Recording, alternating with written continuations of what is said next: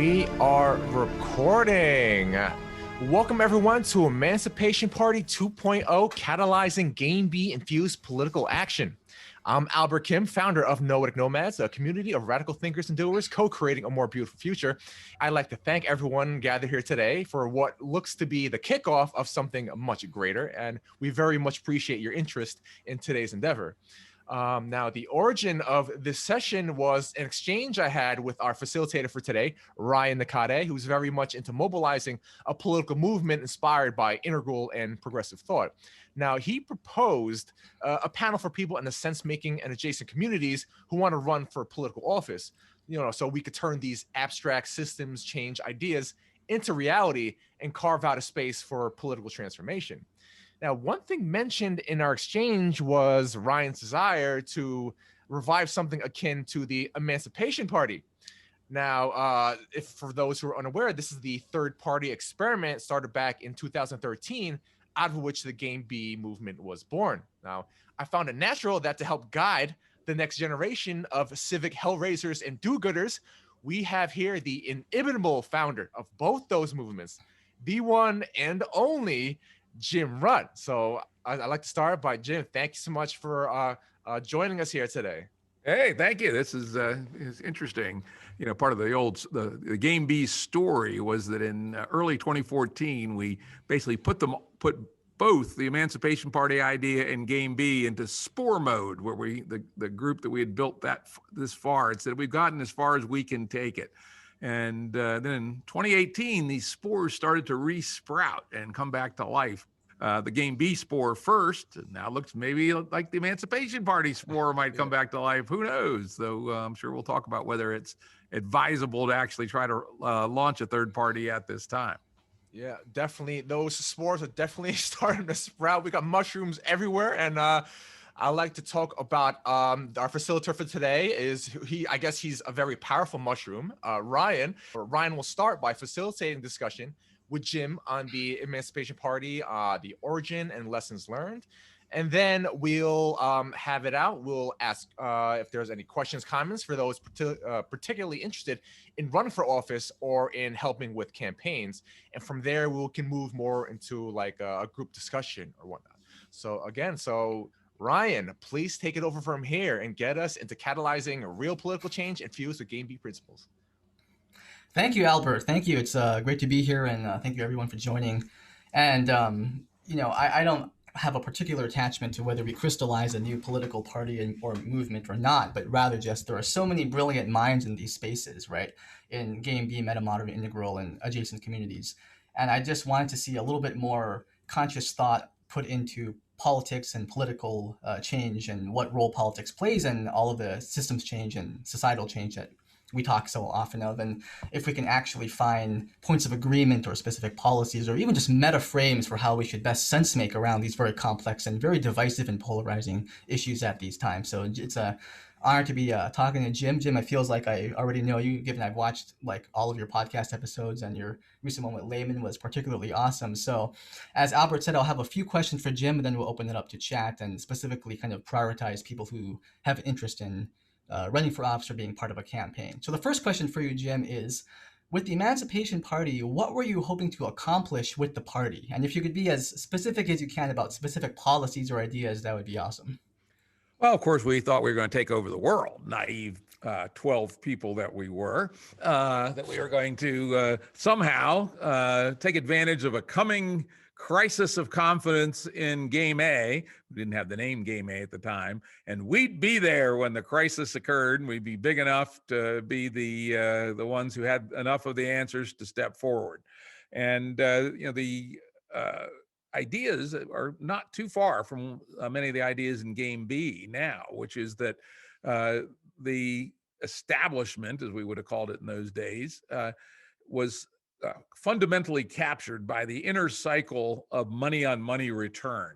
At least I am not a believer in Game A as a great conspiracy. I rather see it as an emergent system driven by some frozen accidents in history, things like the creation of the Bank of England in 1694, the Federal Reserve 1913, whatever the hell it was, various other frozen accidents over time. No doubt there were people who were trying to work these frozen accidents to their advantage. You might call that I don't know, not necessarily a conspiracy, but people playing the game hard to use those frozen accidents to their benefit. And the result has been a society utterly dominated by hyper-financialization that is roaring on a religion called growth towards the edge, towards, in fact, by everybody I know who's knowledgeable about this, we're already past the sustainable carrying capacity of the Earth.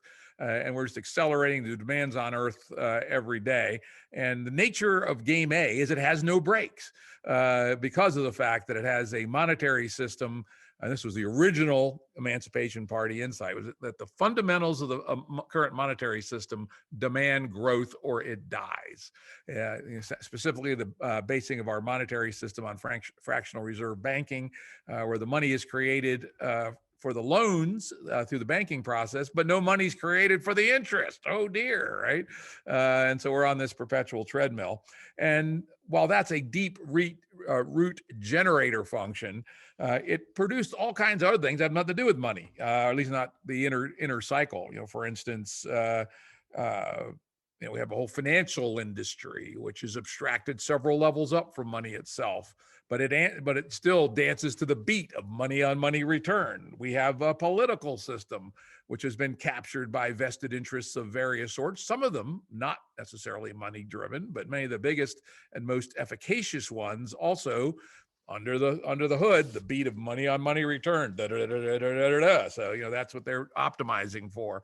And so we thought that we could lay out some reforms, both on the root cause and also on some of these second order emergent problems that came from that. And when I mentioned root, it's kind of interesting. The thing that actually started all this was I'd been thinking about money for years and thinking of it in the context of complex systems.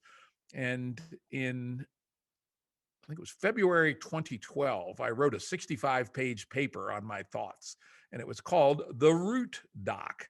And I sent it to a friend of mine, a guy named Jordan Hall, at that time known as Jordan Greenhall. And he said, well, I don't think you're crazy, because that was my question. Hey, Jordan, read this. Tell me if I'm nuts, right? He said, I don't think you're crazy. I think there's something here. And then we recruited Brett Weinstein as co-conspirator number 3. And then we brought in other people. And then we had the 5 Stanton meetings in Stanton, Virginia, every 6 weeks, where we flew in people from all over the United States and then eventually from the Caribbean and Canada, and had face-to-face meetings to work through these ideas. And we had a very vibrant online community that we worked on between meetings on moving these efforts forward. So that's that's sort of the sort of where it actually started from, and the generator function, which we believe is the root of much evil. I wouldn't say all evil, but a lot.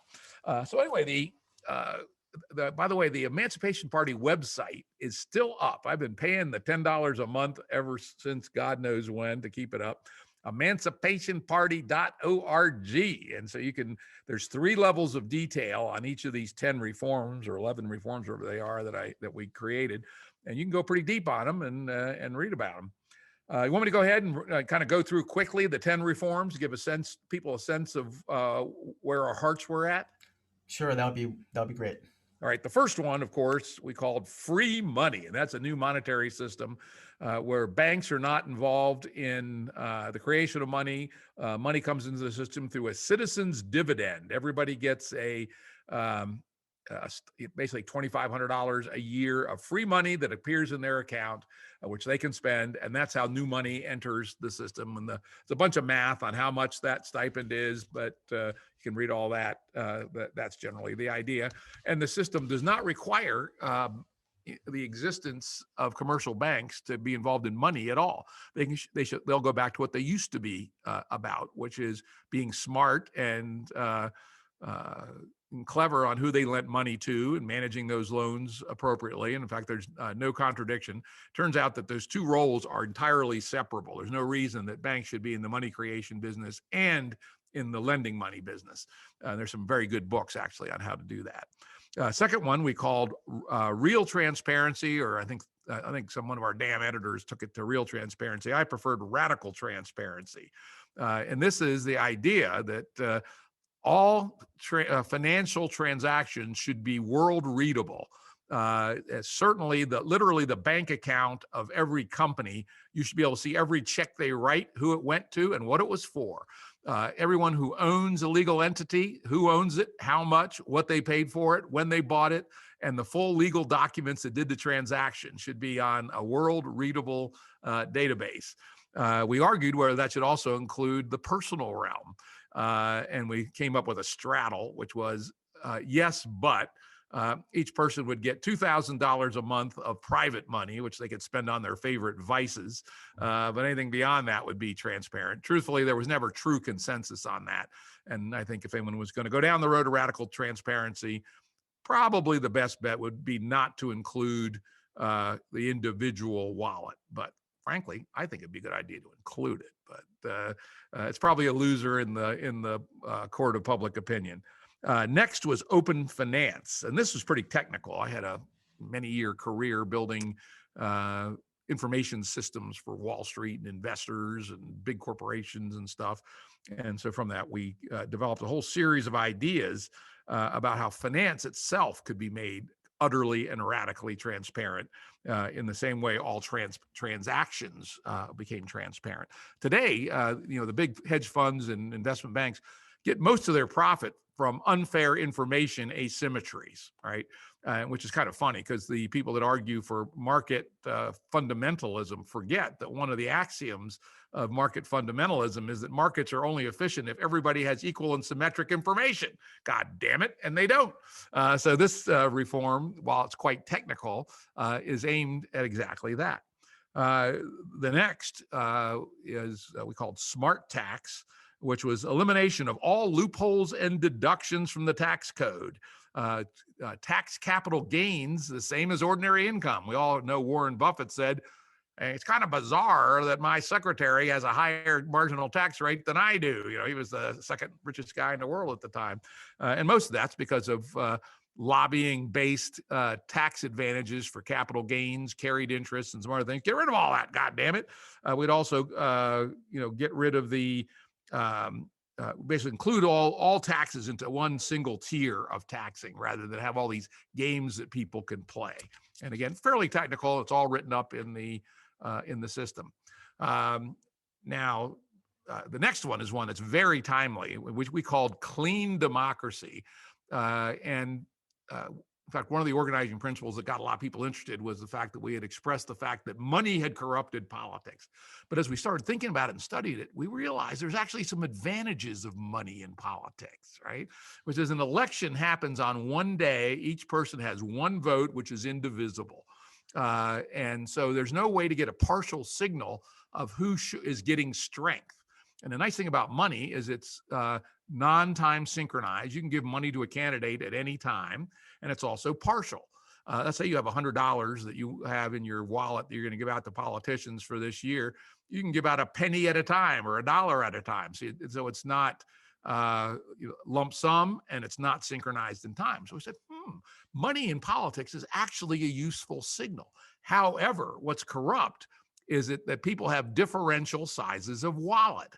So the reform we came up with is called clean democracy, which is that we'll still have money in politics. However, the only money that can be spent in politics is what we call blue money for some strange reason. But anyway, it would be earmarked into your account such that it can only be transferred, presumably using a blockchain technology now, to a registered political entity and to be used for political purposes. And the most important part is everybody gets exactly the same amount, $100 a year, whether you're a welfare mother or Bill Gates. I guess Bill Gates is no longer apropos. Jeff Bezos. Everybody gets $100. You give it to who you want. And of course, it's on the blockchain, so people know where it came from, where it went, and that's the only money in politics. So that way we have the advantage of the partiality and the time asynchronicity, but nobody has an unfair advantage from their money. The next reform, we were pretty timely on this, called the citizenship wage. It's exactly the same thing as a UBI. And they stole it from us, God damn it. Actually, the term, I think, was just starting to float around just towards the later days of the Emancipation Party, but we called it the citizenship wage, and included the monetary grant we talked about earlier. But we also went through all the welfare programs and tax cheats and all this stuff. Said, all right, if we captured all this, how much money could we give out to each adult? And the number we came up with was $8,000 per year per adult, plus $4,000 per year per child over the age of 4. The number would be considerably larger today, and also didn't include some more radical things like reducing the defense budget, which there's plenty of room for squeezing that thing down. So you could probably today get a citizenship wage of maybe $12,000 per year per adult and $6,000 per year per person, 4 years and over. The next one is kind of conceptually more difficult, and this is what we called open creation. One of the innovations in the Emancipation Party, which has moved over to the GameB world and has gotten some notoriety even in academic circles, is the idea of the distinction between rivalrous and non-rivalrous economics. The canonical example of a rivalrous good is a ham sandwich. Either you eat it or I eat it. We both can't eat it, right? And it has a certain marginal cost to create. And on the scale of things, it's relatively substantial marginal cost. The cost to create the ham sandwich is probably 90% of the price if you make one from the ingredients in your refrigerator. On the other hand, a non-rivalrous good is classically like an MP3 file of music. Costs next to nothing to replicate. Now, it turns out that that very low marginal cost is also true of some manufactured goods, such as pharmaceuticals. Many pharmaceuticals are trivial to stamp out. A pill that costs $5 actually costs 1 cent to make. And so our theory was, this big reform, is that all non-rivalrous goods must be created for the world at their marginal cost. So if you want a copy of the newest album by blah, blah, it costs you 1/10 of a cent, which is the marginal cost of creating it. But then the problem goes, wait a minute, people need more than that if they're going to have an incentive to create. We still have to support the creator industry. So much like we talked about with clean democracy, in open creation, everybody gets a stipend, a little bit bigger than the democracy one. Let's call it $120 a year, which they can put to fund creators. So they have a favorite musician. They say, I'll give $2 a month out of my creator stipend that goes to these creators. And oh, by the way, you don't just, anyone who wants to can give money to a creator. And it's frankly much like the idea of GoFundMe or Kickstarter, but we had the idea a little earlier. And we think that's a very interesting way to get all the advantages of non-rivalrous economics, that everybody gets the cost of things that are cheap to replicate at the marginal cost, and yet we still have a multi-billions of dollar fund for the people themselves to decide what innovation and creation they want. Next, again, I think we're a little ahead of the curve here, drug peace. We thought that, and from some of it was financial interests, famously the alcohol and tobacco industries were some of the funders of the early days of the drug wars, things of that sort, for the obvious reason, right? And we also thought it was just bad policy that people, particularly people of color, were being incarcerated at ridiculous rates for selling a weed that grows by the side of the road, right?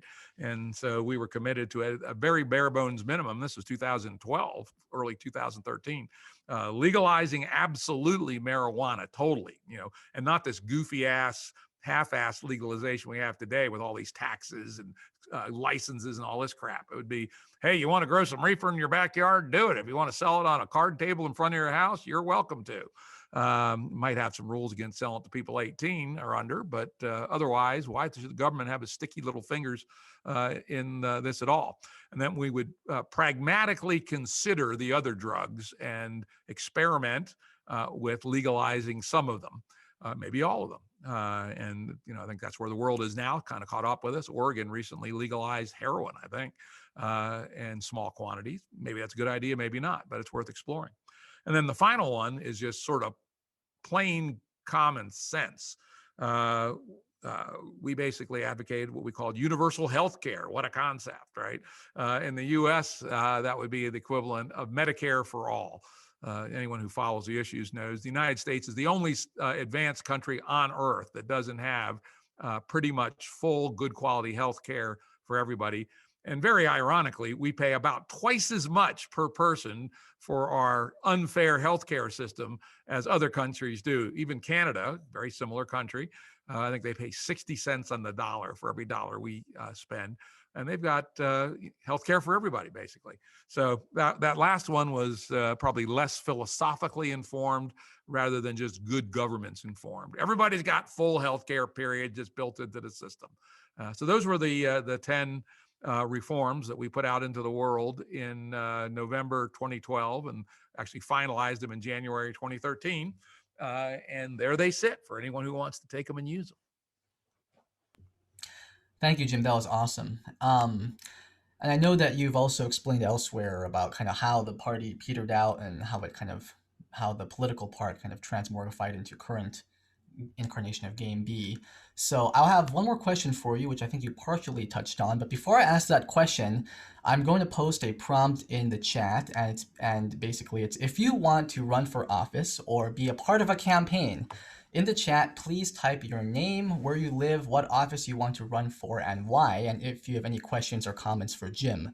And Albert will help sift through the chat and select questions, and you can be doing that while Jim is responding to my question. So let me just post that in the chat right now. Okay, there we go. All right, so my last question for you, Jim, is, people of different political persuasions. Some people are more progressive leaning and believe that government should play a proactive role in addressing social and systemic issues. Other people have a more libertarian or even anarchist bent, where government should not play a role and we should make space for more self-organizing, decentralized initiatives to crop up organically to address these issues. So big picture thinking, in your opinion, what role does government play in helping us to transition to this GameB civilization that we're all talking about? Yeah, it's interesting because the GameB movement as it exists today prides ourselves on being a big tent with respect to game A politics. We've got anarcho capitalists, we have left libertarians, we have Trumpians, we've got DNC Democrats, we have Fox News Republicans. So one thing about the GameB movement as it has evolved, even though originally, you'll love this, the original theory for the GameB was to serve as a on-ramp for millennials into the Emancipation Party, because we found that millennials hated the term political party. And literally it was a marketing tactic, but it was interesting. It got so much energy of its own that it eventually surpassed the party entirely. And it's gone in ways that, it's no longer tied at all to the old Emancipation Party. And people in GameB would argue about whether the old Emancipation Party platforms are a good idea or not. And as you allude to, the core 4 principles of GameB-dom, self-organization, decentralization, network centricity, and metastability don't necessarily need government, right? They are in principle much more distributed and much higher dimensionality. Nonetheless, I think as a practical matter, particularly in the transition to B, so-called transition B, government does have a role to play. And you can't, we used to say back in the venture business, you can't jump up a cliff. And getting from where we are to a world of radical self-organization, decentralization, and network centricity is a long road. And so I think government can do a number of things, and frankly, a lot of the things on our platform to make it better. Just as a simple idea, if we had universal health care in the United States, it'd be a hell of a lot easier for people to quit their game A jobs and go live on a proto-B, right? Proto-Bs are the new idea for on-the-ground civilizations, proto-Bs and civiums. Just be a hell of a lot easier, right? And if we had a citizenship wage, again, it would be a heck of a lot easier. And I would say that we had not quite envisioned the coming robotics wave at this time in 2012. And that makes the idea of a citizenship wage even more important, because otherwise the capitalists, the money on money return people, are going to own it all. We're going to be serfs. One of the bad attractors, one of my favorite papers I wrote is called In Search of the Fifth Attractor. And I lay out the bad attractors that our society could fall into, plus one good one. And the bad ones are neo-fascism in the Chinese model, neo-dark ages in the religious fundamentalist model, chaos, which is if shit just falls apart, and then neo-feudalism. And I would say that that's the one that we're on in the United States. Think of it as the Koch brothers, Peter Thiel model. If they had their way, they'll own all the robots. Everybody else will be a serf, essentially. And so I think it's really important that people running for public office understand this and get ahead of the curve and realize we have to manage the transition to economic abundance on the other side. And part of that's going to involve things like a citizenship wage, at least for a while.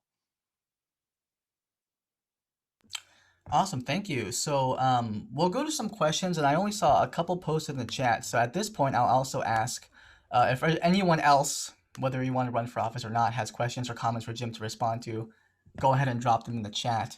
And Albert was monitoring the chat, but since I only see two here, we'll start with Stephanie. If you want to, did you want to unmute and ask anything, or? Hi. No, just, yeah, I love that this is happening, and I would love to help with media for anyone who's running. So, and I will actually put a question in the chat for Jim. I'm just typing one-handed here. Gotcha. Cute Cool. Baby.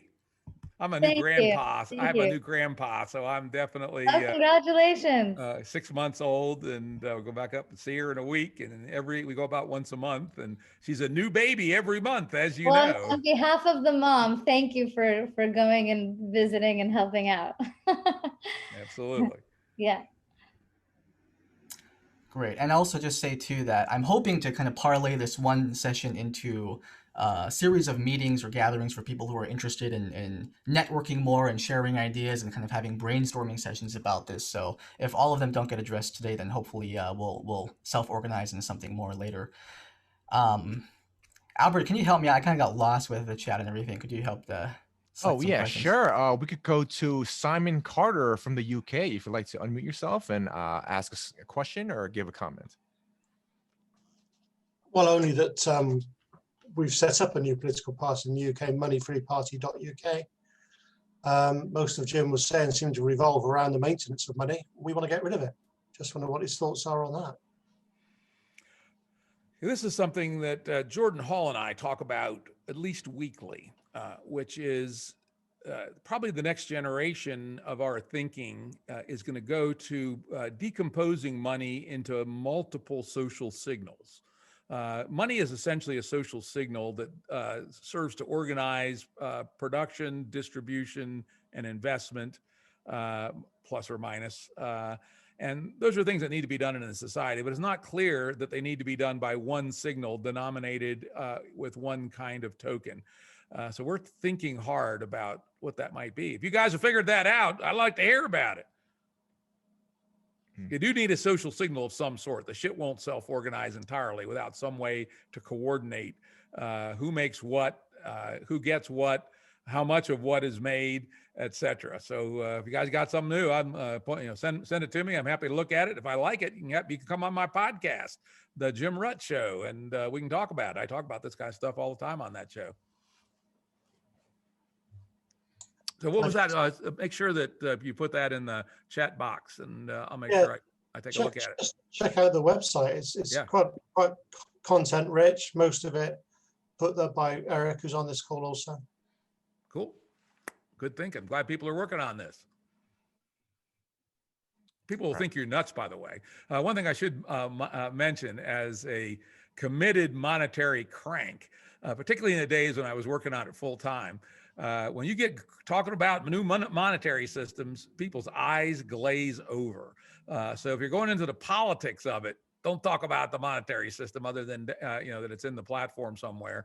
And the reason is, I've come convinced, is that people have reified the idea of money. They think that the fractional reserve banking system was one of the things on the stone tablets that Moses brought down from Mount Sinai. And they don't realize it's a series of frozen accidents, the most recent of which was, the most important one recently was in 1971 when the U.S. went off the gold standard. But it's a whole number of frozen accidents, and they don't realize that as recently as 1900, monetary systems were a major issue in political campaigns. Famously, William Jennings Bryan ran on bimetallism, the idea that we should have both gold and silver. And his most famous speech is called the cross of gold. You shall not crucify mankind on a cross of gold.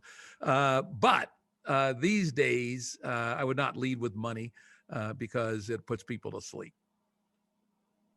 Or worse. Do you mind if I just jump in here real quick, Albert? Just because go ahead, Eric. Yeah, you're both part of the same party, right? Yeah. It just fits in here. Yeah, so I agree with what Jim said about the indicator function of money, right? That something flowing around the culture indicating what is required, what is in surplus, where the pressure points are, etc. I completely agree with that. But the idea of magic tokens that can buy you anything will just inevitably create perverse incentives in the culture. You know what I mean? And that one-dimensional is the problem. Unavoidable conclusion, hence the desire to try and figure out ways to do things like providing food and shelter and water and electricity and communications and transportation without the recourse to money, right? And then once you've done that, then figuring out the finer points will become much clearer from that position. So the money-free party is basically about bringing into commons the basics of life, which are currently in the transactional economy and have no fucking business being there, right? And then once that bedrock is established, then figuring out ways to do the more complex and subtle parts of things without money might become more apparent. That's the basic idea. Yep, you'll need social signaling of some sort, even for the basics. But again, I would encourage you to explore that the real root cause of money is the fact that it's this, and you can't route around. But if it looks like this, with multiple modalities that mean different things, you don't get this perverse multipolar trap race to the bottom. At least I think it's possible to work around it. I'm very interested in looking what you guys are up to. This is, I'm glad to see some new, fresh thinking in this domain. And again, I'm happy to have you on my podcast, and you can get yourself a little audience for this stuff. And I will spend my usual 10 hours researching it before the podcast, and I'll ask you some tough questions, and I might even, critique some of your stuff. But you'll get an honest readout. I'll be in touch with you, Jim. Sounds good. Awesome. Thanks so much. Connections being made. I love it.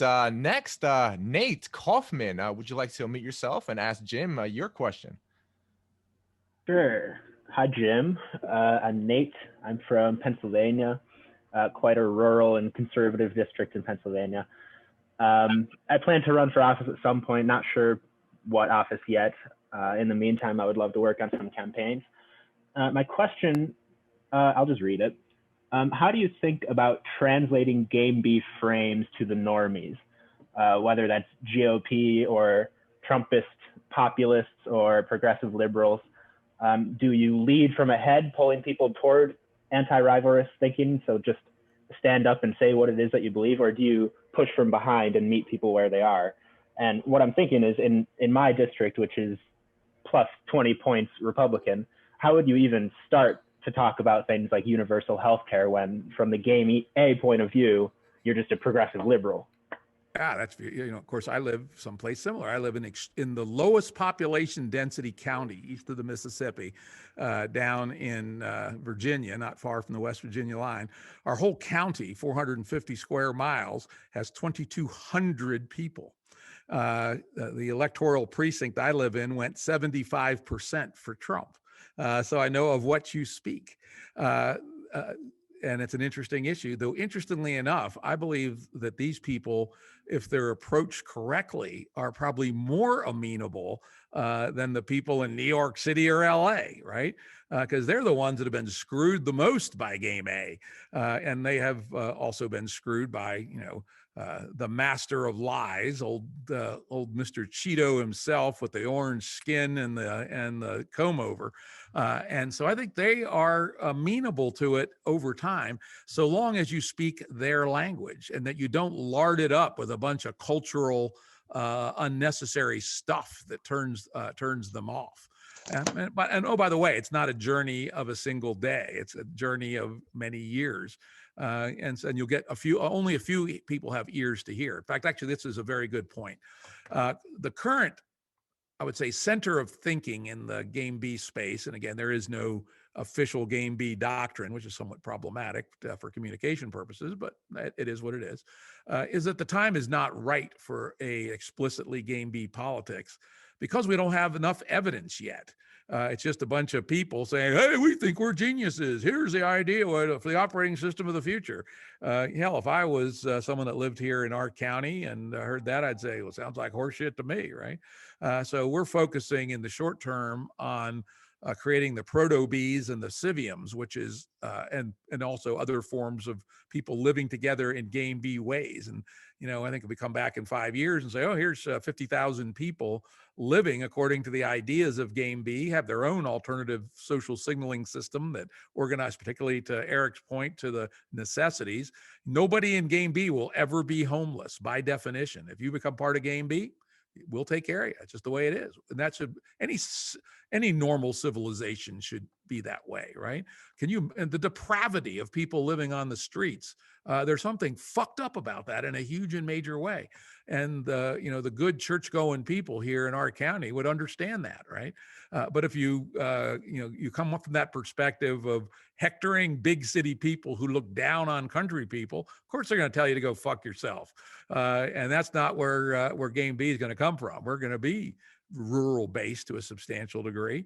We're not going to get ourselves caught up in the culture wars, which is very cynical and it's driving a lot of the polarization in this country. And I think you guys just got to be careful and don't assume you can do too much too soon, but don't give up, because there are ears to hear, as we say. If you've ever read the literature of entrepreneurhood, Jeffrey Moore wrote a famous book called Crossing the Chasm. And there's some other books that use the same metaphor. And essentially, he identified that any new product will go through a adoption curve.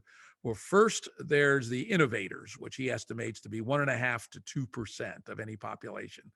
And then there's the early adopters, which are about 15%. Then there's the early majority, which is about, let's do the math, 32% gives you up to majority. There's the late majority, which is another 32%. And then there's the laggard, which is the final 18. The ideas of GameB, frankly, speak to the innovators, to the 2%. So don't yet try to sell it to the other categories. Build up a cadre of people who understand and can communicate in the 2%, those with the ears to hear.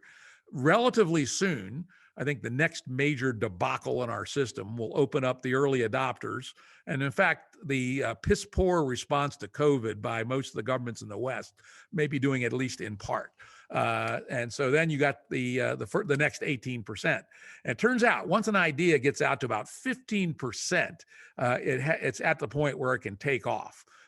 So I would suggest play the long game. Don't try to sell where people aren't buying.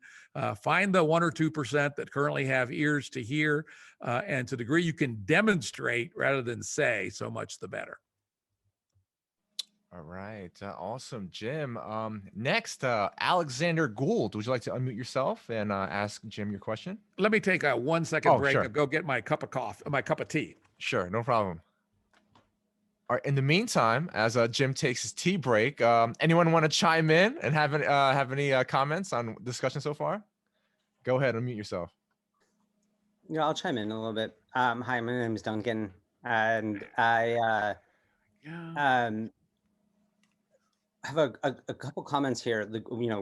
And maybe there's like a question here too. One thing.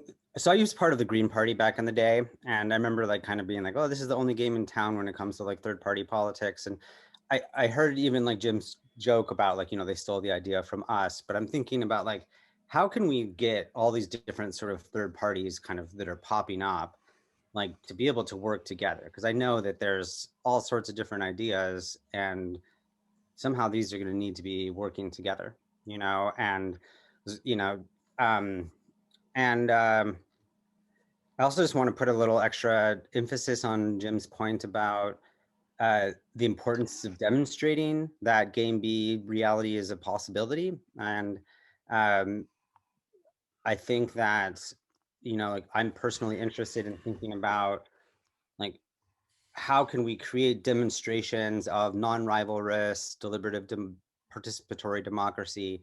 And actually, that's kind of the place where I'm thinking of putting my energy right now. My field is conflict transformation. So I'm like interested in bringing dialogue tools to political spaces and actually just starting to work with my local city council and see if we can just start creating more deliberative processes here, just start demonstrating that this is what a non-rivalrous process would look like.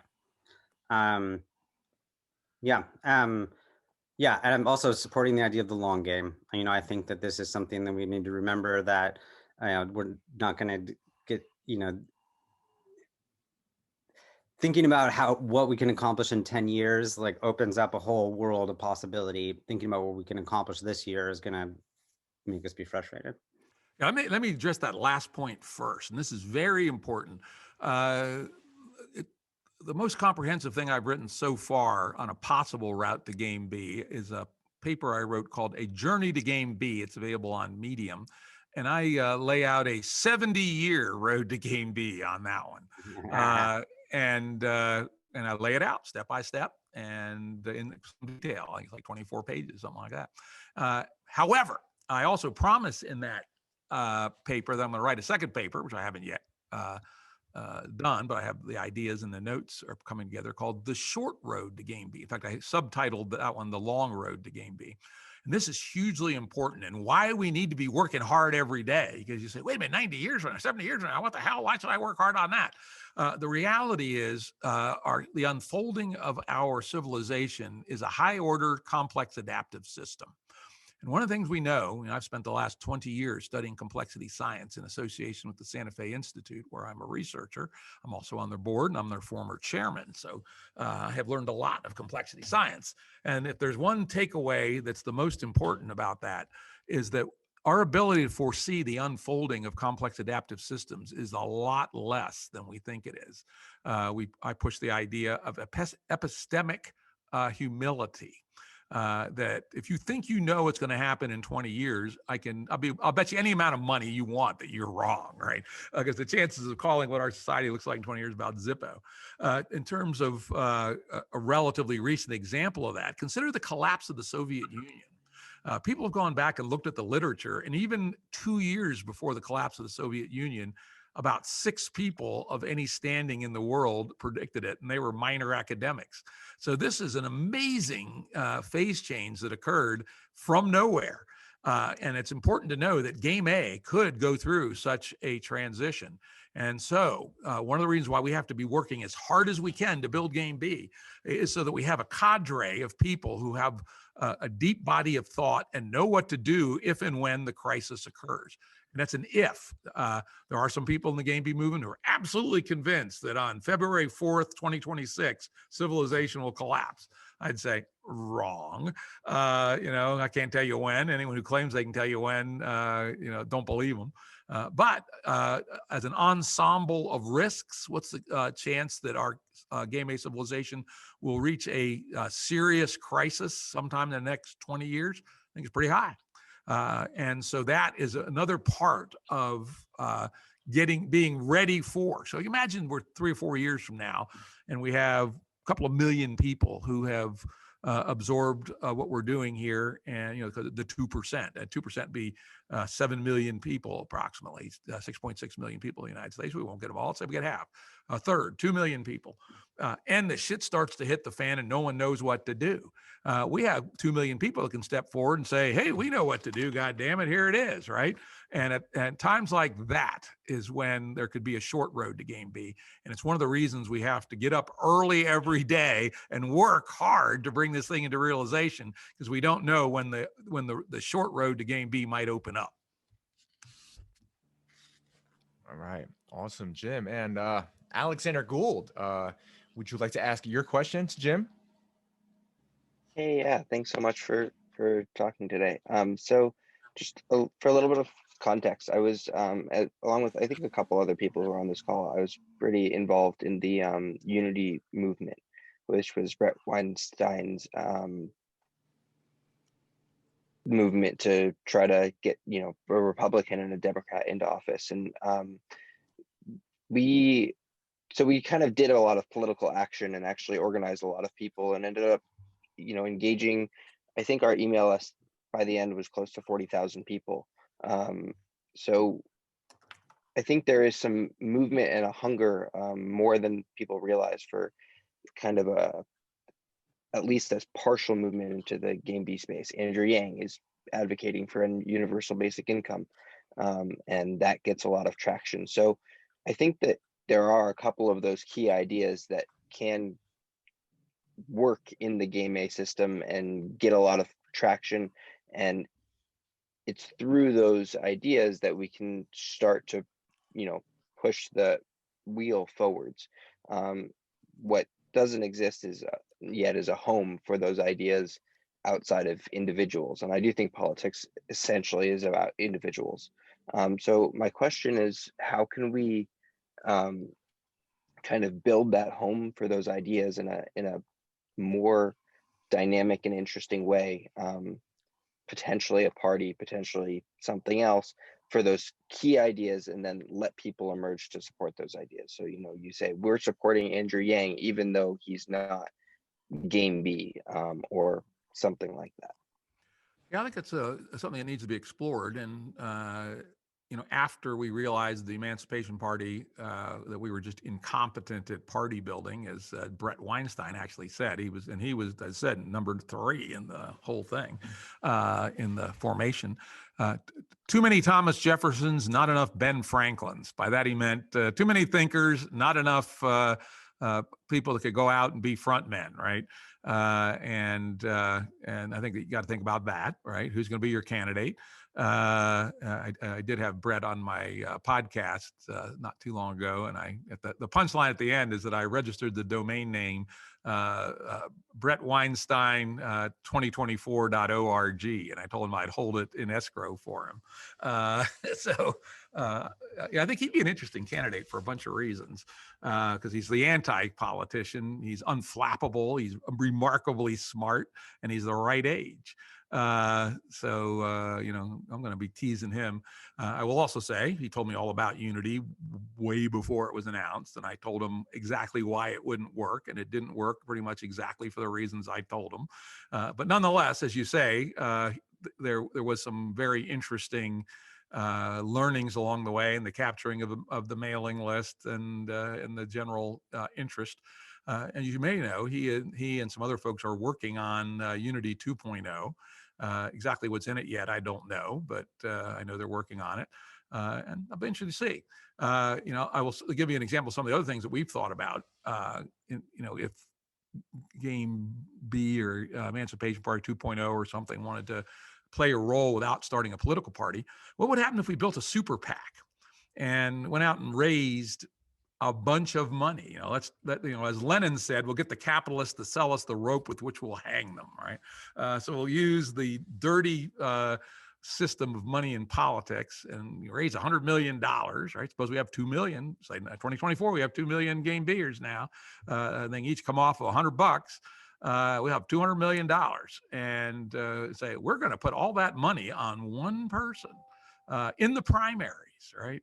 And it could be a Democrat, could be Republican. Whoever comes closest to our platform gets the money, God damn it.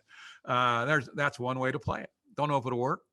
The other one, which I like, is, and again, this is the long game, is don't start with presidential politics. Start with city councils and state legislatures and things of that ilk, where somebody who actually has some thought and is deep will be quite different than most of the candidates. I mean, when I was 14 years old, I was the campaign manager for someone that ran for the state legislature.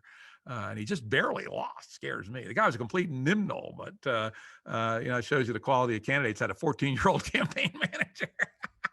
But he almost won. He came. It was a three-person district in Maryland. Those days they had multi-member districts, and about 10 people ran. He came in fourth. He got another 100 votes. He would have won. The quality of people we've attracted to the Game B movement, the quality of thinking we have behind it. If we can not scare the cattle, just the pure quality of our people may well be enough to win city council, state legislator, county executive type races. And that might be another place to start. And many of those races are nonpartisan, at least in Virginia. County and city races by law are nonpartisan. So you're not allowed to identify as a party. So we have a better opportunity to stealthily come in and get some experience, get our ideas generated. So I will not say I have the answer at all, but I have, many of us do, some ideas, and I hope this younger generation of people take these ideas and some of their own and run with them. And personally, I'm quite interested to see what Brett and his friends cook up, and if it's more sensible than the last time around, I may well help them. Awesome, Jim. And speaking of getting very interested people who are Game A into Game B, Stephanie, would you like to unmute yourself and ask Jim your question? Oh yeah, sure. And this is not super related to the conversation we're having, but this is a more general question about who would you say, kind of in the spirit of like Plan A evolution, Plan B revolution, who would you say is the Game A kind of like winner who has become most interested in Game B ideas? Or who would you say could be the most interested in Game B? There are some, and I'm not going to tell you who they are. I want to know why. Is it like they don't want to go public with this? They're not ready to go. They're not ready to move their flag yet. And this will be. Do they know about each other? If there was enough of them, would they? That's an interesting idea. One of the ideas that we use in Game B is that over time we're going to seduce people into Game B away from Game A. Show them that it's better, and show them. Don't tell to, but and so we're nurturing some fairly heavy Game A people. Some of whom you would know their names, but they're not even close to ready yet to move the flag. And so I think we'll just leave it there. Okay, well, good to know they're being seduced. Keep seducing. Stephanie, I so love your prodding, and we almost got it. And we almost recorded it, but we're close. But that's not even close. It would take half a bottle of bourbon to get close, and you'd be passed out before I was. I guarantee it. Okay, awesome. Thank you so much. Thank you, Stephanie. Good question, though. Very important. Very, very, very important. That's part of the strategy. That's all I can say. All right. So, Oliver, you had a couple of interesting questions. Would you like to ask one to Jim? Yeah, sure. So, Jim, I want to set the premise of this question. This is a three-parter. We're all individuals without platforms that are probably still stuck in Game A. There you are. Hi, Oliver. Yeah, okay. And if we're taking the long road and want to take advantage of the idea of compounding returns, what are some of the best actions that we can take right now? How can we best support each other in taking those actions? And is there a space that you would recommend in which we can organize or cohere? And I guess I'm asking this because it seems like some of the conversation thus far has been about running in local races. And I'm having a difficult time reconciling that with the idea that the broader public is not ready to have these conversations yet. So I'm just thinking, as an individual, what is it that I can do without necessarily exposing myself or leveraging a platform I don't have yet? Yeah, and that's a very important and interesting question. Now, as I said, you could run locally in stealth mode. Don't label yourself Game B, and just incorporate a few Game B ideas in. And that's perfectly okay. In terms of organizing, I mean, again, because we're still so early, the first move for anyone that wants to be part of the broader movement is find the others, right? This was Jordan Hall's famous statement in 2017, find the others. And we finally have the place to find the others, game-b.org. I'm not really supposed to give that out, so don't pass that along to everybody quite yet. We're in soft opening mode. So y'all are close enough. You can come on in. But we've built ourselves the GameB home. As you probably heard, we got into a little shitstorm with Facebook a couple of weeks ago. And fortunately, I've been working in the background on the new GameB home for a year, just looking at platforms. I had actually found the right one in January and in December, and had set up a little stub example. It only took us 3 days to get it up and running, and we now have hundreds of people on it. So find the others online. Next, as the numbers get bigger, find the others locally. Once this damn COVID thing goes away, do meetups. 5 people is all you need. 3 people. First meet at a bar, then get a meeting room at the library, and meet once a month, then meet once every 2 weeks, then meet once a week. Soon we're going to be offering audio video presentations like this that people can put up on a big screen in a local face-to-face meetup. So I think there's a lot of things you can do, but for now, where the numbers are still small and the density in any given location is low, come to game-b.org. And when they'll ask you 3 questions before they let you in, tell them I sent you. Right. Thank you, Jim. All right, awesome, Oliver. LP, the artist formerly known as Layman, would you like to unmute yourself and ask Jim a question? Hey, Jim, good to see you again. Hey, Layman. I got a couple questions on my mind. Maybe I'll just throw them all at you and we'll see what comes out. You guys were way ahead in the Emancipation Party on UBI, Democracy Bucks, Medicare for All, but not necessarily the Green New Deal aspect. So I'm curious about what the Emancipation Party take on ecological policy is. I'm curious about the Emancipation Party take on voting reform. Yes, we got to give people the ability to, incentivize the politics they want with their democracy dollars. But what about the actual process of calculating the votes? And then the third thing is, yes, it's a long-term project, but part of a long-term project is the middle term. So when you've got a couple of candidates who are, say, Emancipation Party or GameB candidates in an existing legislature, was there a strategy? Was there insight into the principles by which a person could win the battles within the existing legislative framework? Let's take the last one first. And the answer is, generally speaking, no. The idea is memetics. Make speeches, get the stories published in the newspaper, et cetera, get invited to the debates. So truthfully, 2 people in the Virginia's legislature ain't going to get dick done, I can tell you. But they'll get some attention. So it's part of the memetic warfare. That's basically what it would be about. In terms of the first question, which was, restate that for me very briefly. What was the ecological policy? So that in retrospect, when I went back and looked at this, we didn't have one, and we didn't even think about it. I don't know why. Brett Weinstein was thinking about it a little bit, but it didn't make our cut. If it made our cut, if we were doing this today, it would be, and as you know from the GameB ideologies or ideas, it's near the top. It's one of the top generator functions. That growth has overshot the carrying capacity of the planet, and we're all going to have a major crash here by the end of the century if we don't do something about it. So that would have to be a well thought out program.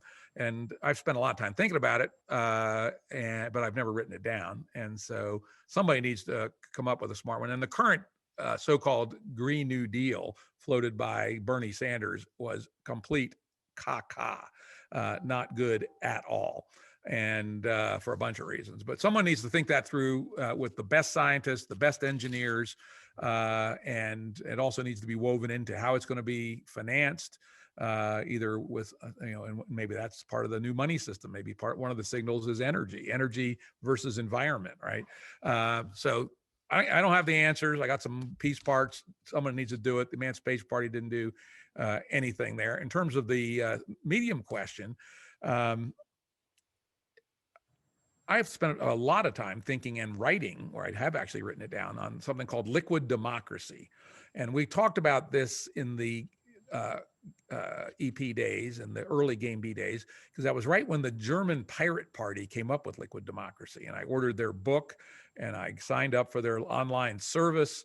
And that was about as far as I took it. But then later, and we realized it was too early. They hadn't thought it through. We hadn't thought it through, and it was too big a jump. Later, I got very interested in this, and I've written, I think, 4 papers, 3 of which were up on Medium. The good best place to start is an introduction to liquid democracy on Medium by me. And it lays out a delegative proxy form of democracy where there is no legislature. And every person in principle can vote on every issue.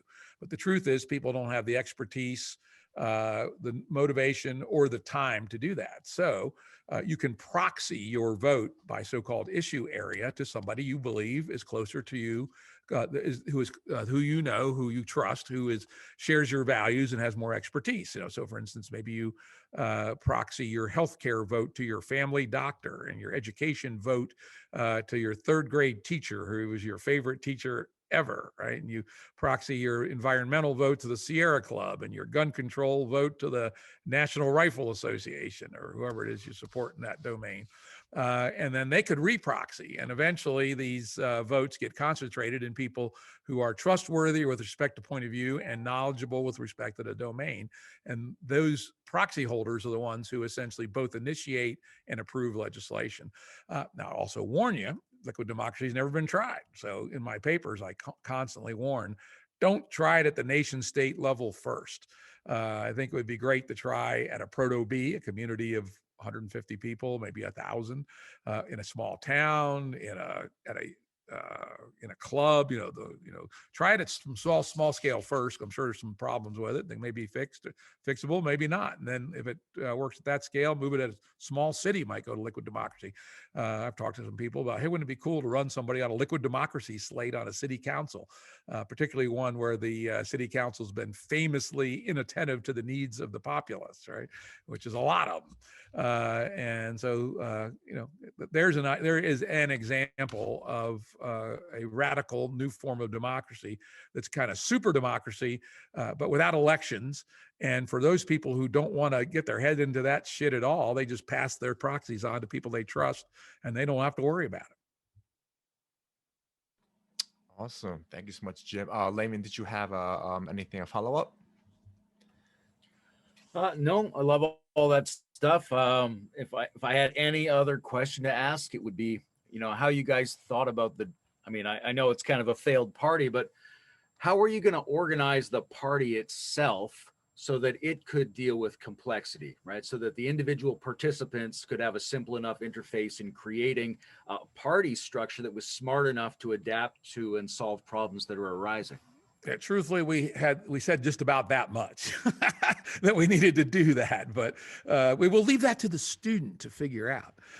Now, one thing we did do in the Emancipation Party, which is not actually on the website anymore, is, and this may have been one of the reasons we failed actually, is we thought we would use the old 19th century political party model, particularly the English and European 19th century political party model, and charge membership dues. Charge $10 a month per $20 a month per member, though you could also have, I can't afford $20 a month and be a $5 a month member with exactly the same rights and privileges. And the idea was that could generate a very substantial war chest that could be used to allow the local chapters. We did have the concept of chapters, and the chapters would self-organize. They'd elect delegates to the next level up. And so it was certainly going to be bottom up, but we did not work out the details. Again, think about $20 a month times 2 million people. That's a shitload of money. How much money is that? That's $4 billion a year, right? Is it that much? Let's see, 20 times 10's 200 times 2. No, it's $400 million a year, $1.2 billion per presidential 4-year cycle. plenty enough for the organizational infrastructure of a very intense bottom-up self-organizing party. We actually think about it. We did think about it a little bit more. Then we pushed down radical transparency. For instance, every chapter would have its own bank account, and the bank account would be world readable to keep the local party authorities accountable to themselves and everybody else on how they spent the party's money. So they may get $1,000 a month to organize their local community party, and they better be spending it on things they can justify because their bank account's going to be world readable. So we had gotten that far at least. All right. Awesome, Jim. Next, we can move on to Reed. You had an interesting question. Would you like to unmute yourself and ask it to Jim? Yeah, sure. I was still kind of processing that liquid democracy idea. I thought that was really interesting. Apologies if this is kind of pessimistic. I'll just read my question. Watching the US from over the fence in Canada, it seems that a political party that aligned well with Game B could easily be destroyed by the powerful forces of Game A. All it would take is a few billionaires, a media apparatus, and the word socialism to derail the whole thing. So why exert energy into the field of political parties? Wondering if it's best to seed the ideas culturally and ripen an appetite for an emergent political party when the time is right? How do you see where we should invest our energies? I guess I'm like, why aren't we investing all of our energy into this rather than playing their game and trying to win at it when it seems, at least in the United States, to be kind of the deck is stacked against us? Yeah, truthfully, the core Game B movement today is not engaged in politics at all for that reason. In fact, on the new Game B home and the former home on Facebook, we actually have a rule against the discussion of partisan politics. To the degree that there's a consensus within the Game B community today, it's along the lines you just laid out, that the time is not right. But Game B is famously a big tent, and if people want to try, I don't think we're opposed. But I guess I'll go no further than that. That would not, that putting a lot of energy into partisan politics right now is probably not the consensus view in the Game B world, for exactly the reason you said. Okay, thank Let's you. have some proof first, and then seduce people over, and we have a couple million, then maybe it's time to do a party. Yeah, I mean, yeah, definitely, Reed. Yeah, so this is exactly what happened with the Game B movement and the birth of that. But actually, I would like to ask Stephanie's question that she asked in the chat, which I believe is relevant to this. So, how does Game B correlate or not with the left-right political spectrum? And so, what would you say is the new or Game B way to see or the political landscape in general? We don't much talk about it, other than not really interested in it. One thing that we will say often is that we're not really interested in 18th and 19th century ideologies, right? That what comes next is going to be orthogonal to red and blue, and it's going to be very different. It's not going to be capitalism. It's not going to be socialism. It's going to be, fractally oriented, self-organizing, decentralized, network-centric, metastable. And I couldn't tell you exactly what that is, but I can tell you it's neither command and control socialism, nor is it rapacious hyper-capitalism. It's something else. And so that's really kind of as much time as we spend thinking about our relationship to, the current Team Red, Team Blue shit show and the equivalent in other countries. And there are people who try to drive us into playing the game of partisan politics, and we eject them from the Game B home when they do that. We say, nope, not playing that game. Well, you gotta, and I go, nope, no, we don't. Out the door. If you continue to talk about it and won't shut up, I'll give you 3 warnings and then out you go. So not really a core interest of Game B. We're playing a longer game. All right. Got it. All right. So next, Wesley, you had a question about degrowth. Would you care to ask that? Yeah, so my question was just, have you spent any time thinking about the overlap between the degrowth movement, which seems to be producing a significant amount of literature coming out of Europe, and Game B? I just find it interesting to try and connect the dots, mostly because the degrowth movement seems to be yeah, coming from like this sort of academic setting, whereas GameB seems a lot more sort of grassroots and disconnected from institutions. It's interesting. There's a lot of talk in the GameB movement about living in balance with the earth. And it's now at the very top of how we think about things. Because we don't solve that problem, that's the one that's going to get us, right? So we have to have a realistic solution to that.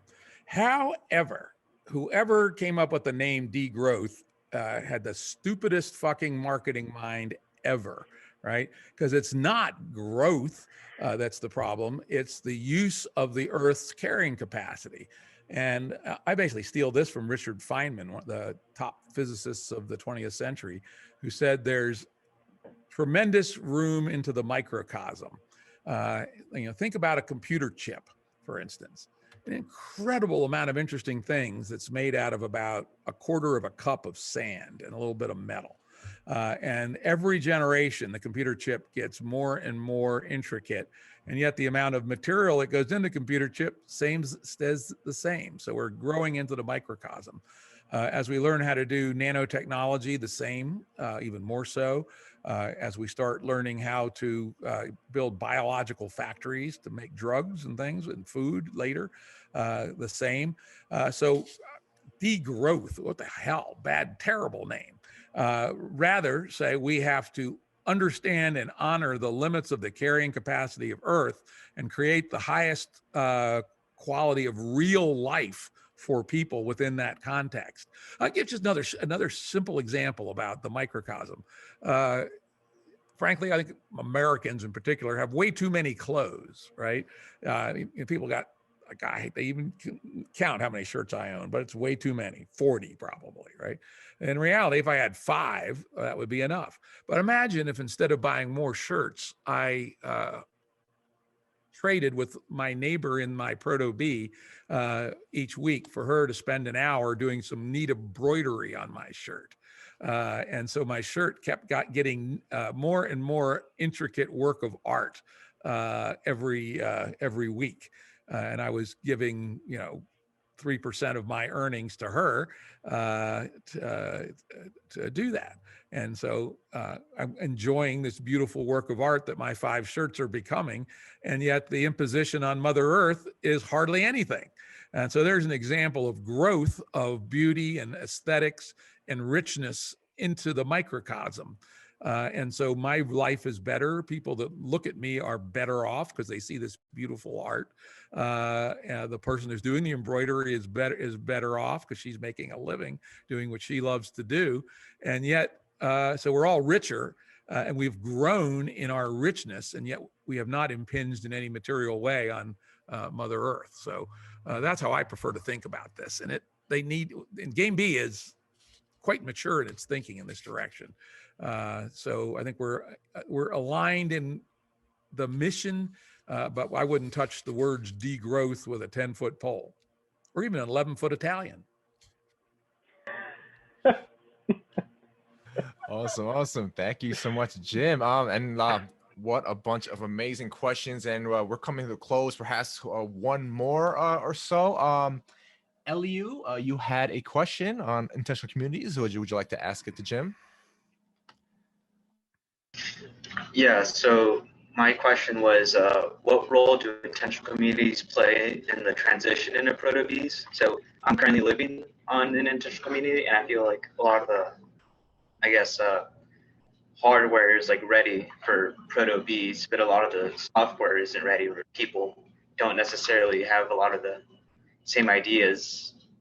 And then I had a second question of what role do the younger generations play in the transition? I feel like a lot of, high school graduates or, college students they don't necessarily have a lot of finances to take care of. They could move around a lot easier and have a lot more opportunity, I feel, to start experimenting. And they don't necessarily, subscribe to any ideas or political parties or anything. They're a lot more, lenient with what they might believe is actually happening in the wider space community. Yep. Let me do the second one first. There's no doubt about what you say is true. Every political movement first gets, well, not necessarily first, but when it's growth phase, it's in the young for exactly the reasons you said. They don't have sunk costs in their identity. They can move around much easier. They don't have 3 kids, 2 cars, and a mortgage, right? And if we look at the growth in the GameB participation, it's amazing. Now our peak group is the millennials, and the Zoomers, people like 24 and under, are actually a bigger cohort than us old farts. It's quite impressive. With Xers, younger Xers in particular, next. So if GameB is any indication, you're absolutely right. All the energy in GameB is now from the young people, and that's where it's going to happen, if it's going to happen at all. Us old farts, we're ready to retire, right? And I can hardly wait until everything I do in GameB is taken over by young people, and I can just sit back and watch, smoke a cigar, have a beer, right? To the first question about intentional communities, some proto-bees are actually envisioning themselves as full-on intentional communities. Some of them think of themselves as kind of residential real estate development plus. And one of the things that we're encouraging in the proto-bee movement, we have a thing called the proto-bee incubator, where there's about 10 proto-bees under development, is to explore the domain of proto-beehood from, at one end, intentional communities, to another one, which is kind of like a suburban subdivision, but with a built-in farm, CSA, makerspace, and some resident businesses. And so I think there's some good rooms to explore there. The traditional intentional communities, if they would like to move towards being proto-bees, we'd welcome it. But as you say, they don't have the software, and a lot of them are pretty set in their ways. And I think they're good examples that we can learn from. But we're not going to try to pull them too hard. They want to come, great. We're certainly going to learn from them. And I think they're on, sort of an aligned mission, but not necessarily with exactly the same software. Awesome. Thanks, Jim. And I guess we have one more question. The Reverend, would you like to speak on behalf of the divine? That's a loaded question. I'm a Unitarian Universalist after all, so that comes with the whole backstory. Anyway, it's really a delight to engage with you all, especially you, Jim. And I definitely want you to know, Jim, that I heard the invitation to drink half a bottle of bourbon with you to discover the deep secrets of your mind. I intend to take you up on that someday. My question is just noticing who's here. I noticed a couple of things. One, I noticed there's actually an inordinate amount of Canadians on this call. I live in North Van, so if anyone wants to hit me up later on the GameB.org, I would love to hear from you, and maybe we could carry on a Canadian conversation, because the multiplicity of parties up here does maybe present some opportunity for movement in Emancipation Party. But I'm also curious as to why there are so many more men in this space than women. That's a good question. And I'm very interested in that too. We've been tracking that statistic for years, and it's been remarkably consistent, 25% female, 75% male. And not only GameB, but the spinoffs of GameB, like Rally Point Alpha, 25% female, 75% male. And we go out of our way. For instance, when I was building the new GameB home, I intentionally selected 50-50 of the 50 people who were the testers to be half women and half men. Because I happen to know from my 40 years experience building online systems that women and men, on average, obviously with huge individual differences, find different parts of the design important. And so I wanted to enforce by diktat 50-50. And we achieved that. And it was actually helpful. But in terms of who actually hits the systems and engage, 25-75. And here's the weird one. I'd love to have some feedback from y'all if you have some ideas on why this is. We get now pretty good demographic data from Facebook on our 3,000 member GameB group. and it has the population by age and by gender together now. And so this is very peculiar. The ratio of men to women is best for the oldest generation and goes downhill with age. Amongst the 65 and older, my folks, it's 60-40 men, 40% women. For Zoomers, those 24 and under, it's 85 men, 15 women, and it's a straight line between the two. And I have no idea why that is. If you had asked me without having seen the data, I would have predicted the opposite. So I don't know it. I don't know what the answer is, but I am damn concerned about it. Is it going to be as simple as like that? I mean, I don't know what I'm talking about right now, but like the algorithm putting us together and lumping us together. There's no algorithm. We're not driven algorithmically. Not even on Facebook. No, no, we're not. They don't suggest us. We're considered aberrant. Everyone in the network has been recruited by somebody else in the network, or listening to the various GameB people's podcasts or their Medium articles, of which there's been lots. So it's all been broadcast into the world, and people resonate and come. And then some come and don't like and leave. So we're not sure which of those parts of the dynamic have produced it, but it's like a metaphysical certainty that if you do anything in the GameB space, it'll be 75-25 women. And I damn wish we could figure out how to solve that. And it's even more disturbing now that I've recently discovered that it's inverse of what you'd think age-wise.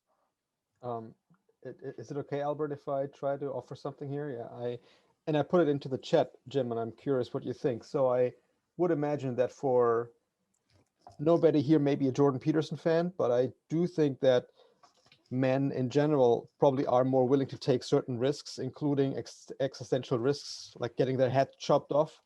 It's not necessarily a trait that I know many women who would go into, let's say, a spear fight or like a knuckle boxing fight.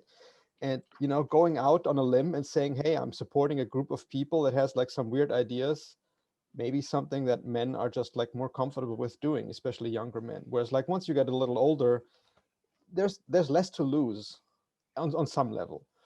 And so I'm not that surprised, actually. Yeah. And you know, it's true that my startup business career, I started a number of companies, helped other people start companies. Similar ratios applied, that men were less risk averse on average. But again, we had plenty of women. We had in all my startups, some of the best people we had were women, but there was less of them than there were men. And so it may just be risk aversion somehow as a function of age. And if you want to play genetic determinist, which I hate to do, you might say that Mother Nature programmed women who are of the age to have and take care of children to be a little bit more cautious, perhaps, than those that are past their childbearing years. That could, you know, bullshit. So, I have no reason to believe it's true, but if one wanted to use the broken lens of genetic determinism, that might tell you that. But I wish I could figure out how to fix that, because I would really like it to be 50-50.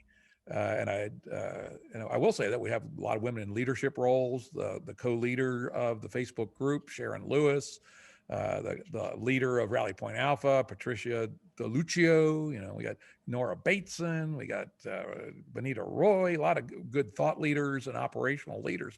But I'd love to have twice as many, tell you the truth. Well, I'll invite some women I know next time we have one of these chats. Do it. Yeah. The chats are even, by the way, these chats are even more male typically. They're more like 85%. So I don't know why, but it is. My wife would say, because women got too much to do. God damn it, you guys are too lazy and don't do the dishes. And I expect there's probably something to that too. So maybe one way to get more women in GameB is for more men to commit to do the dishes. For instance, I handle the vacuuming and mopping at our house, and I unload the dishwasher.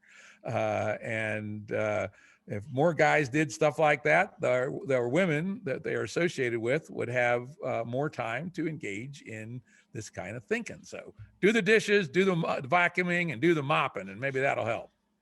Yeah, and I love this conversation, and this is very appropriate. It's happening right now because I'm actually in talks with someone from the Sensemaking community who specifically wants to do this, wants to bring the feminine back into the game B and sense making space. And the reason is because perhaps we're asking the wrong question. It's not so much why are there not women in the sense making game B space? Why are there not more women? Why is the feminine not in the game B and sense making space? Because it's a way of being. And actually, Karen, would you like to unmute yourself and give your perspective? Because I think that's very much in line with what we are talking about. Why, thank you so much. And I love the turn this conversation has taken. And the point I put in the chat room, women are more represented in some value and activity spheres in our current world than men, and men are more active in other value spheres and activities. Men are very, in this group of guys like you guys, and I think Stephanie's left, so I may be the only gender female person here. When you are operating at this level of abstraction, and I cheer you on, my father was a nuclear physicist at Lawrence Livermore Laboratory, so I'm very comfortable around you guys. But this kind of super heady, super abstract, very high level of abstraction is very largely male preserved. Women by nature, we are more in our bodies. And I will note that when I attended Ken Wilber's What Now conference 3 years ago, 1 in 5 of the presenters was female. The guys were terrific. There was so much terrific stuff there, right along the line of what you people are on. And I am going to join the Game B community. Like, you guys rock. And I want to help. I'm writing fiction. I want to help get this out more into the mainstream. I will do what I can to help. But I come at it as a humanities nerd who thinks science is really cool. So I'm not put on, I love this stuff. But we communicate basically human beings by telling stories. This is how we started when we first got our prefrontal cortex, as we started seeing patterns and then telling stories at whatever level of abstraction we were capable of, starting with animism. There's a spirit in every rock and bush and bend in the river.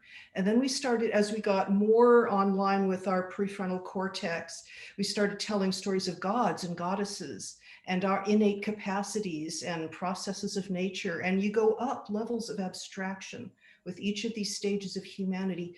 You folks, let's face it, we are operating kind of at the foremost level of abstractive capacity here. And you can go into a lot of Ken Wilber stuff about how we pack more power to the punch because we can see larger patterns, we can analyze, we can see what works and what doesn't faster. But at this level of abstraction, the super heady stuff that's all in the head, that's still largely masculine at this time. I think this is going to level out, but I think there's a biological aspect of it here too, that we women are by nature more in our bodies. I don't need to get too graphic here, but I mean, we bear the babies, we nurse them. We have a whole different kind of risk. And yes, risk is a factor, whichever one of you mentioned it, but biologically, our programming, our hardwiring, not just our operating system, we handle a whole different kind of risk in our lives as we live them. And so I'm delighted to see that a conscious attempt to rebalancing this. Stay smart, guys, stay brainy, welcome the feminine. I'm with you, I'll help. Hey, thank you. That's wonderful. Come on over, and I'd love to pick your brain. Frankly, I'd like to do a video chat with you. And I would love to. I mean, I've just watched one of your podcasts, and I am brimming with ideas, questions, stuff I can maybe put in my fiction. I would love to. Okay, sounds great. Albert, if you could connect Karen to me, I'd appreciate it. And also with Eric, and who was the other dude from the Moneyless Party, connect them folks to me too. I want to talk to them too. Absolutely. That is my strength. That's what I'm here for, making connections out of nowhere. Again, Karen, Eric, everyone, thank you so much for coming on. And this has been amazing. Like, I had no idea what was going on, and we end like this, and then just like, oh my God, now Karen's going to help co-create the feminine game B. Like, this is amazing. So again, I guess you're not supposed to do that if it's the feminine game. I don't know. Yeah, it's some other thing. Exactly. This is why this keeps happening, right? Exactly. Because I'm a rough old redneck, basically. So that's just who I am. That's my authentic self, and that's probably I probably should not encourage that in others. That's not going to change in me, but we should probably think about not encouraging it in others. But or not, I don't know. But anyway, yeah, it's been great. Thank you, Albert. I had no idea what to expect either. I just said, I said I'd happy to, show up for 90 minutes and babble, and thus I have. Okay, yeah, awesome. Again, thanks so much, Jim, for coming on today. We really appreciate your insight and your guidance on matters of catalyzing real change, which is something you're clearly a professional at. And again, thanks so much everyone who came out and who contributed to this amazing questions and just great insights and really just group discussion. This is really awesome, and we're looking to make this possibly a series, perhaps with a speaker at each one, or perhaps even have additional sessions which are maybe more of a town hall format. We're really just like co-creating and just really getting this collective intelligence working on these big nasty problems. So be on the lookout for that, and we can continue the conversation and collaboration over at the Noetic Nomads Discord. I'm going to post the link to the chat. And again, thanks so much everyone to come on today, and peace out and step up because the world needs you. Okay, goodbye everyone. Take care. Thanks, Jim. Rock on. Bye. Thank you, Jim. And I will get those connections.